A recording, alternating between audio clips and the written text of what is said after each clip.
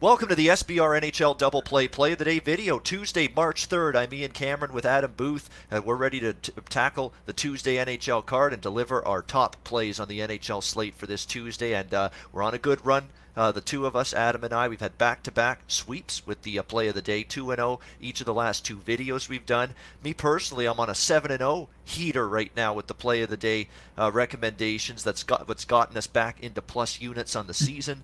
Looking to keep it going. I think we've got a great spot play. At least I think I've got a good spot play in mind tonight on the NHL card. But we'll start with Adam, as we always do, his play, and it's a great game. I'm looking forward to it. Boston Bruins, Tampa Bay Lightning. It's down to these two teams essentially for first place in the Atlantic Division. So a big 2 points at stake here. Courtesy of SBRodds.com. Make sure you're visiting SBRodds.com every day for the best line and price for all of your wagers.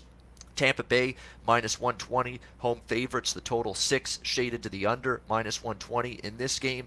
The Tampa Bay Lightning certainly have cooled off, at least to a certain degree, following that 11-game win streak. They had consecutive losses to Vegas, to Arizona, to Toronto, a shocking one to Chicago last Thursday, but they were able to bounce back and right the ship against Calgary over the weekend, get a nice win there. Dealing with some adversity and some injuries, of course, Steven Stamkos, the big one.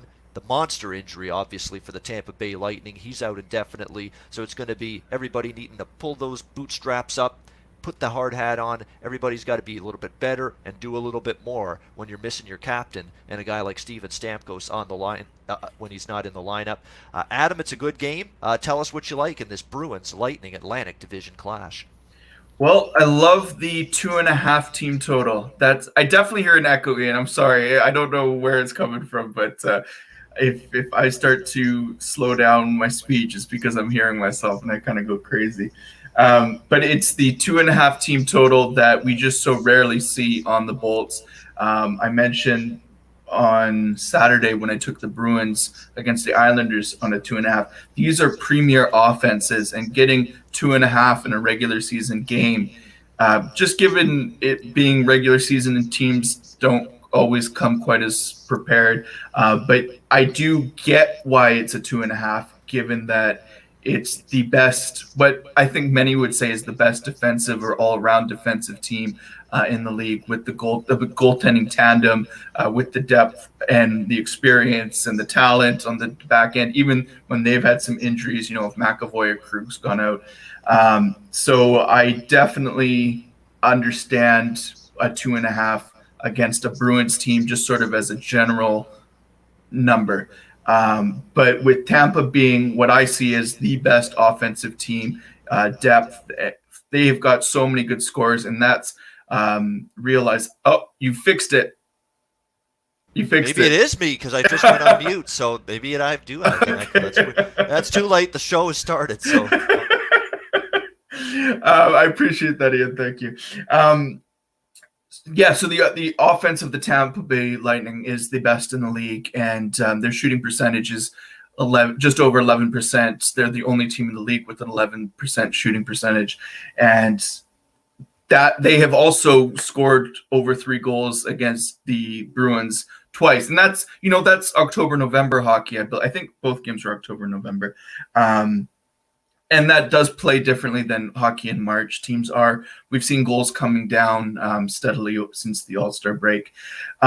So I do understand the 2.5 number. Would I like Steven Stamkos in the lineup today? Yes, he did score, the game winner in both Bruins meetings this year. He's just got that reputation as a sniper. He is once again having a good season offensively. So yes, I would prefer him to be in the lineup. But the Bolts being limited to 2, simply because of him. I don't think that's why the line's set where it is. I think it's because of the quality of the defensive side of Boston. But I did mention in the Play of the Day article, the Bolts are not without defensive problems themselves, and the Bruins can put up 3 on them as well. And I think we had 4-3 and 3-2 score lines between these two in the head-to-head this season. But I love this 2.5 number, and I haven't decided if I'm going to play the Tampa Bay money line side yet. I do have a little bit of value on them, but we've seen teams when they do lose their captain or their big veteran guys that they realize that they step up. And I mean, the coach has made a mention that it's his job when, guys like Stamkos step out to switch up the lines a little bit to make sure that he's maximizing the talent on their team. And I mean, even in that first Boston game with Tampa early in the year, I was on the Bruins for that. And I just remember it was mostly Bruins controlling the play. Tampa, I remember in the first period in Boston, tied it up at 1-1 just with Boston dominated the whole period. Tampa Bay gets one sort of odd man rush, or it was either a breakaway or 2-on-1 or something, and tie it up. And that's kind of Tampa's danger, as even in games they're outplayed, they just have such snipers on their line. So I absolutely think this should be a 3.5 shaded under rather than 2.5 on the short price over. So that's my rationale for that. Would I take it over 3.5 for a slight plus money? No, it's a very different play. 4 goals and 3 goals, very different historically in the NHL. Yeah, that's my angle on that one, Ian. And it's certainly a high profile matchup with the first and second place in the NHL, I believe, facing off. So your thoughts on that? Yeah, Tampa Bay is definitely offensively more than capable, and a 2.5 is, as you said just a minute ago, it's rare air when it comes to this team from a team total standpoint that they're lined at 2.5 at any point in any game. Yeah. But you're getting that today with them 2.5, and even at -160, it's a reasonable price. I mean, it might seem high on the surface when you're talking about a price range like that, -160, but considering it's 2.5, this is a Lightning team that is very, very often and with regularity able to get to 3 goals in a game. So I got no issues with it. It's a very good game. It's probably one I could see either team winning. It's 2 teams I expect to bring it here tonight in this game with the at first place in the Atlantic at stake. So definitely good luck with Tampa Bay over 2.5, -160. How am I sounding, by the way?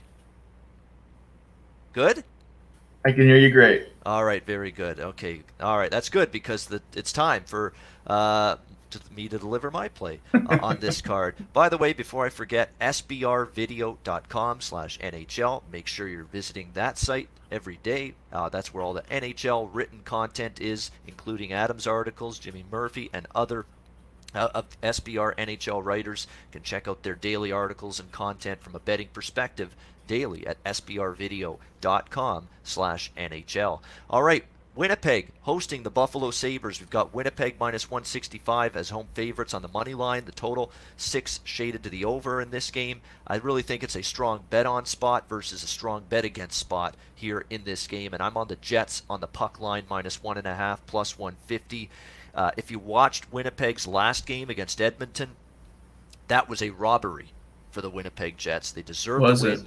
They absolutely outplayed, dominated an Oilers team that's playing very well right now. Don't get me wrong, they are. And we saw what they did last night. They just dismantled and took apart Nashville last night. But Winnipeg outshot Edmonton 41-22. They carried the play. They hit a couple of posts. Mike Smith in net was outstanding. It was just one of those nights where the chances were just not being finished, and the puck was just not going in the net for Winnipeg. But they did all the right things. They won puck battles.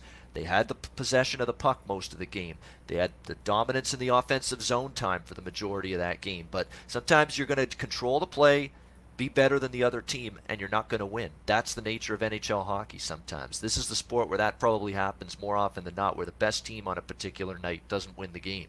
And that's exactly what happened with the Winnipeg Jets. Anybody that watches NHL knows that, where you have posts, where you have bad puck luck, bad bounces, the goalie can stand on his head and absolutely steal a game. There are so many factors that lead to a team controlling the game but not winning the game. And that's exactly what happened with Winnipeg the other night. Of course, they were also down Patrick Laine in that game due to injury.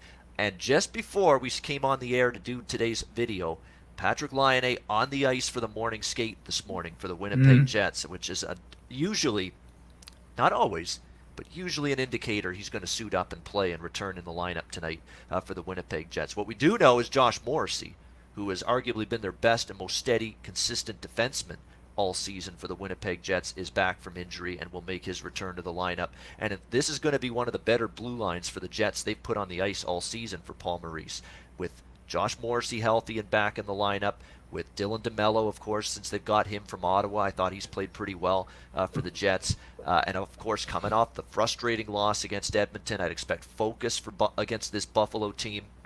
And if you're focused against Buffalo, you can probably beat Buffalo these days. And I expect Winnipeg to be focused, especially when you think of the fact that Winnipeg just played Buffalo a little over a week ago, maybe 2 weeks ago. In Buffalo, the Sabres got the better of the Jets, winning that game 2-1 in Buffalo. So I think this is a game where Winnipeg's focused, the better team, and I think they show it. And if you read any of the quotes coming out of the Buffalo Sabres camp after that just dagger in the heart loss against Arizona the other night, where they were actually up 2-0 early in the hockey game, and they give up 5 unanswered goals and they lose 5-2. It was like the bottom falling out. It was like the roof caving in on this team. Jack Eichel saying this sucks. The reality, the bottom line is all a bunch of quotes that woe is us, the playoffs now, whatever. Because remember, Buffalo about a week or two ago put themselves in a spot where they were trying to make a run at it. They're right back out of it again with what's happened the last few games. Reality's sinking in. It's not going to happen. We're going to be golfing in April. Season's not going to be a playoff season for us. Ralph Kruger saying this is bad. There's a lot of pain right now in our room. Well, guess what? If there's pain and there's, a heartache and there's just that woe is us mentality, that's not bet on quotes to me going into Winnipeg tonight against a Jets team that, is playing for their playoff lives right now, has the urgency to get the job done tonight after the loss against Edmonton, where they played more than well enough to win. They should have had the 2 points in that game. And Blake Wheeler was saying we've got to somehow at least get a point out of that game. We can't let Edmonton score the game-winning goal with 5 minutes to go in the third period like they did. We deserved at least a point, if not both points. The fact they didn't get any, I think, frustrating, but it also leaves Winnipeg ultra-focused, ultra-sharp, not going to take this Buffalo Sabres team lightly. And again, I don't like where Buffalo's headspace is at. This looks like a team that's just, they've,